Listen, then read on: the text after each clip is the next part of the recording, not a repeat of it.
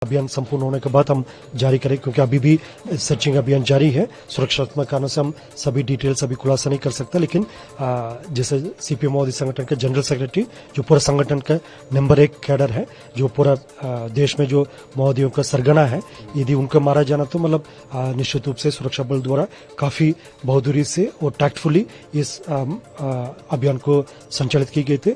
और DRG teams का इसके पूर्व में भी जितना भी जो बस्तर संभाग के अंतर्गत जो अभियान संचालित हुआ है, इसमें कठिन भौगोलिक परिस्थिति के बावजूद, कठिन जैसा जो क्षेत्र में और अनडिलेटिंग टेरेन है, घना जंगल है और वेदर का भी चैलेंजेस हमेशा रहते हैं, यदि तेज गर्मी रहते नहीं तो बरसात के सीजन रहते। इन तमाम चुनौती के बावजूद डीआरजी टीम्स ने इसके पूर्व में भी काफी उल्लेखनीय कार्य किया। इन जो सीपीएम माओवादी संगठन का जो जनरल सेक्रेटरी को मार गिराना है सुरक्षा बल के लिए काफी एक निर्णायक जो अभी एक सफलता प्राप्त हुआ। અમારી તમામ માહિતીથી અપડેટ રહેવા માટે જોડાયેલા રહો S9 ન્યૂઝ સાથે।